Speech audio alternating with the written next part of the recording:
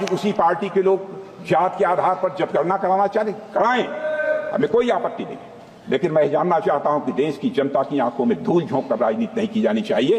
राजनीति करनी है तो जनता की आंखों में आंख डालकर राजनीति आपको एक ब्लूप्रिंट लेकर आना चाहिए, एक मसौदा लेकर आना चाहिए, ऐसा मसौदा जिसमें कि यह पूरी तरह से स्पष्ट हो, जो जातिगत जनगणना कराएंगे किस जाति को आरक्षण का कितना प्रतिशत देंगे, इसका भी खुलासा होना चाहिए। और मैं चाहूंगा कि ऐसा मसौदा तैयार होता है तो अध्यक्ष महोदय, यदि यह संसद सहमत हो, यदि आपकी अनुमति हो, तो उस पर संसद में चर्चा भी हो। संविधान में सामाजिक, आर्थिक और राजनीतिक न्याय का वादा है। ये वादा एक सुरक्षा कवच है जिसको तोड़ने का काम शुरू हो चुका है। लैटरल एंट्री और निजीकरण के जरिए ये सरकार आरक्षण को कमजोर करने का काम कर रही है। अगर लोकसभा में ये नतीजे नहीं आए होते तो ये संविधान बदलने का काम भी शुरू कर लेते। सच्चाई ये है अध्यक्ष महोदय कि आज संविधान बार बार इसलिए कह रहे हैं क्योंकि इस चुनाव में इनको पता चल गया कि इस देश की जनता ही इस संविधान को सुरक्षित रखेगी, कि इस चुनाव में हारते जीतने से इन्हें एहसास हुआ कि ये संविधान बदलने की बात इस देश में नहीं चलेगी। आज जनता की मांग है कि जाति जनगणना हो। सत्ता पक्ष के मेरे साथी ने इसका जिक्र किया। ये जिक्र भी आज इसलिए हो रहा है क्योंकि चुनाव में ये नतीजे आए। ये जाति जनगणना इसलिए जरूरी है ताकि हमें पता चले कि किसकी क्या स्थिति है और नीतियां उस हिसाब से बने।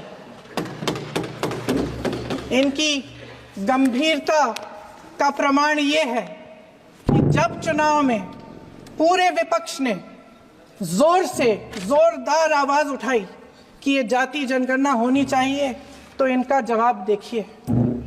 इनका जवाब भैंस भाग भैंस चुरा लेंगे, मंगलसूत्र चुरा लेंगे, इनका ये जवाब था।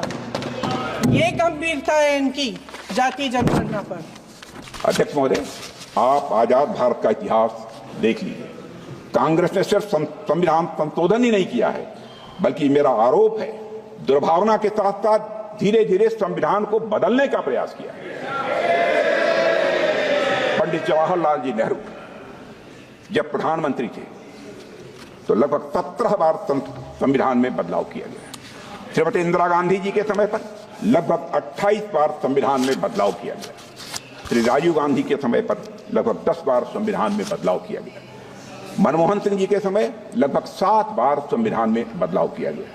कांग्रेस सरकारों द्वारा किए गए अधिकांश संवैधानिक संशोधन या तो विरोधियों और आलोचकों को चुप कराने के लिए किए गए या तो गलत नीतियों को लागू करने के लिए किए गए। अध्यक्ष महोदय, आज संसद में बैठे हुए सत्ता पक्ष के मेरे साथी ज्यादा से ज्यादा अतीत की बातें करते हैं।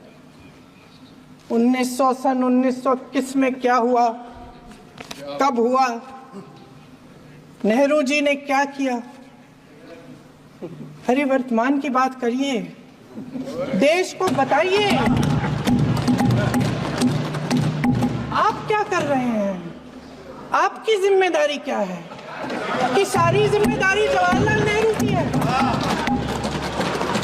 हमारे संविधान ने आर्थिक न्याय की नींव डाली, किसानों, गरीबों और को जमीन बांटी, भूमि सुधार किया, जिसका नाम लेने से कभी कभी आप झिझकते हैं और कभी कभी उनका नाम धड़ाधड़ इस्तेमाल किया जाता है अपने आप को बचाने के लिए। उन्होंने HAL, BHEL, SAL, GAIL, ONGC, NTPC, railways, IIT, IIM, oil refineries, तमाम PSU बनाए। अध्यक्ष महोदय, उनका नाम पुस्तकों से मिटाया जा सकता है, उनका नाम भाषणों से मिटाया जा सकता है, लेकिन जो उनकी भूमिका रही इस देश की आज़ादी के लिए और इस देश के निर्माण के लिए वो इस देश में से कभी